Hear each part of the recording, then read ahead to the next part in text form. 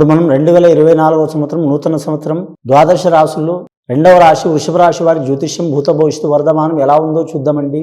మరి జ్యోతిష బలం ఎలా ఉందో, గ్రహ బలం ఎలా ఉందో, గోచార ఫలం ఎలా ఉందో వృషభ రాశి వారి జ్యోతిష బలం మన జానకిరామ్ని అడిగి చూద్దాం.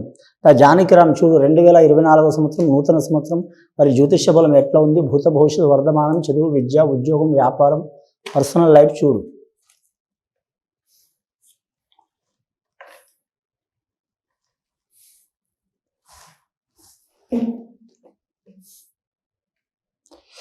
ముఖ్యంగా వృషభ రాశి వారి జాతకంలో షిరిడి సాయిబాబా వచ్చిండండి వారి పేరు మీద. చాలా వరకు శుభయోగం ఉన్నది వారి జాతక బలానికి. అలాగే వారి జాతకానికి చూడాలంటే అభయాంజనేయ స్వామి వచ్చిండు వృషభ రాశి వారి జాతకంలో. అలాగే వారి జాతకంలో సంజీవిని పర్వతం ఎత్తుకుంటూ వస్తున్న ఆంజనేయ స్వామి వచ్చిండు సంజీవుడు. వారి జాతకంలో చూడాలంటే మాత్రం ముఖ్యంగా మాత్రం వృషభ రాశి వారి జ్యోతిష్యంలో మాత్రం చాలా వరకు శుభయోగం ఉన్నది, అశుభయోగం కూడా ఉన్నదండి వారి జాతక బలానికి. గ్రహాల కలయిక మాత్రం ముఖ్యంగా వారికి మాత్రం 6 గ్రహాలు అనుకూలంగా ఉన్నాయి, 3 గ్రహాలు అనుకూలంగా లేవండి. గురుగ్రహం అనుకూలంగా ఉంది. అలాగే వారి జాతకంలో శని గ్రహం కూడా అనుకూలంగా ఉంది. అలాగే వారి పేరు మీద రాహుకేతువుల గ్రహం కూడా అనుకూలంగా ఉన్నాయి. కానీ మిగతా గ్రహాలు రవిగ్రహం, శుక్రగ్రహం, మంగళకార గ్రహం, కుజగ్రహం, బుధగ్రహం చాలా వరకు ఇబ్బంది యోగ బలం ఉన్నది వారికి. చంద్రగ్రహం కాబట్టి మాత్రం ముఖ్యంగా వృషభ రాశి వారి జాతకానికి మాత్రం శుక్రమహారదశ రోహిణి నక్షత్రం వారికి కలిసి వచ్చే అవకాశం ఉంటుందండి వారి పేరు మీద. భరణి నక్షత్రం వారికి కూడా మాత్రం కలిసి వచ్చే అవకాశం ఉంటుంది. ముఖ్యంగా స్త్రీలకు వివాహ విషయంలో మాత్రం చాలా కాలం నుంచి ఇబ్బందులు చిక్కులు పడుతున్న వారైతే తప్పకుండా తొలగిపోయే అవకాశాలు ఉన్నాయి. వీరి జాతకముల విద్య విషయంలో మాత్రం తిరుగు ఉండదండి. 170% విద్యలో కలిసి వచ్చే అవకాశం ఉంటుంది. పట్టుదల చాలా ఉంటుంది వీరి పేరు మీద. వీరికి శుక్రవారం అనుకూలం ఉంటుంది. కానీ అన్ని వస్త్రాలు మంచిదే వీరి జాతకానికి. బూడిద కలర్ వస్త్రం మంచిది కాదండి వీరి పేరు మీద. అన్ని వస్త్రాలు మంచిదే. వెండి బంగారం కూడా కలిసి వస్తుంది. కానీ వాహన విషయంలో జాగ్రత్తగా ఉండాలి.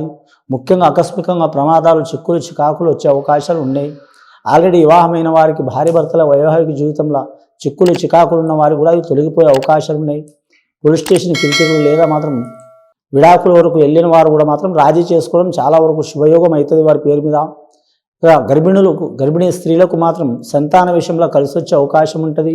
కొందరికి పుట్టుక నుంచి ధనయోగం ఉంటుంది, అదృష్ట యోగం ఉంటుంది. కొందరికి పెళ్లితో ఉంటుంది, కొందరికి పెద్దలతో ఉంటుంది, కొందరికి మాత్రం సంతానంతో ఉంటుందండి. సంతానం నుంచి కలిసి వచ్చే అవకాశం ఉన్నది. స్త్రీ సంతానం అయితే చాలా వరకు లక్ష్మీ యోగం ఉంటుంది. కానీ పురుష సంతానం అయితే కూడా కలిసి వచ్చే అవకాశం ఉన్నది. వారి జాతకంలో చూడాలంటే మాత్రం వృషభ రాశి వారి జాతకానికి మాత్రం లక్కీ నెంబర్ 6 వస్తుందండి, 9 వస్తుంది. శుక్రవారం చాలా అనుకూలం ఉంటుంది వారి జాతక బలానికి. అలాగే మంగళవారం కూడా కలిసి వస్తుంది. అమావాస్య పౌర్ణమి మాత్రం ప్రయాణం చేయవద్దు. ఈ 2024వ సంవత్సరం ముఖ్యంగా 12 నెలల్లో మాత్రం వీరికి మాత్రం 5 నెలలు మాత్రం చాలా వరకు శుభయోగాలు ఉన్నాయండి. 3 నెలలు చాలా వరకు ఇబ్బందికర యోగాలు ఉన్నాయి. కానీ మిగతా 4 నెలలు మాత్రం చాలా ఇబ్బందికరం ఉంటుంది వీరి పేరు మీద. వీరి జాతక బలానికి చూడాలంటే మాత్రం జనవరి, ఫిబ్రవరి, మార్చి నెల మాత్రం అనుకూలం ఉండదు వీరి పేరు మీద. కానీ ఏప్రిల్, మే, జూన్, జూలై నెల మాత్రం సరి సమాన యోగ బలం ఉంటుంది. అలాగే మాత్రం వీరి జాతకానికి లాస్ట్ 5 నెలలు మాత్రం శుభయోగం ఉంటుంది వీరి జాతక బలానికి. ముఖ్యంగా వివాహ విషయం మాట్లాడుకున్న వాళ్ళు ఆల్రెడీ మాట్లాడుకున్న వారికి అయితే శుభయోగం కలిసి వచ్చే అవకాశం ఉంది. కానీ లేదా మాత్రం మాట్లాడుకోని వారు మాత్రం 2024వ సంవత్సరం ఉగాది ఘడియల కలిసి వచ్చే అవకాశం ఉంటుంది. ముఖ్యంగా వీరి పేరు మీద మాత్రం కాలరిష్ట యోగం, దేశరిష్ట యోగం చాలా వరకు ఉన్నది వీరి జాతక బలానికి.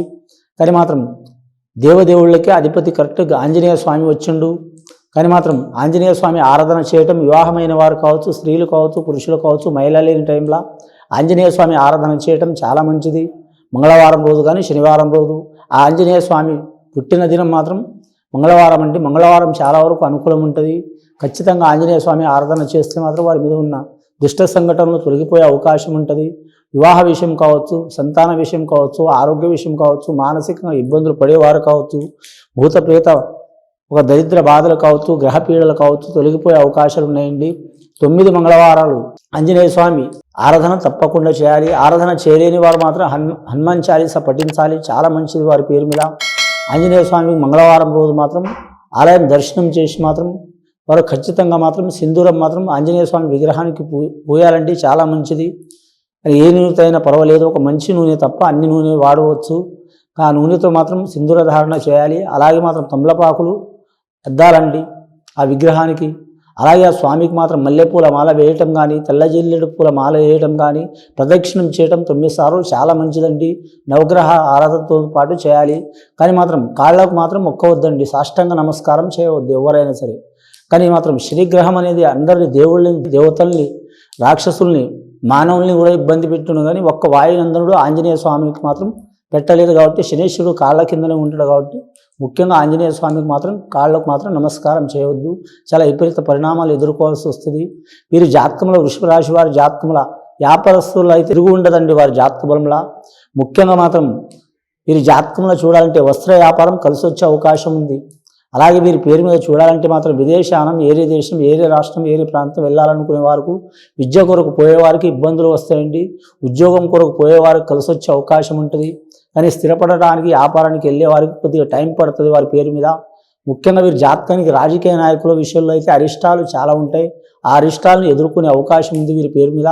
గ్రహాల్లో వీరికి మాత్రం గురు, రాహు, కేతుల బలం ఉంది కాబట్టి దైవభక్తి చాలా ఉంటుంది. అలాగే దైవ సహకారం కూడా చాలా ఉంటుంది. అందరి మీద ఉంటాయి. కానీ కాకపోతే గ్రహాలు బాగలేకుండా కొన్ని ఇబ్బందులు ఎదుర్కోవాల్సి వస్తుందండి.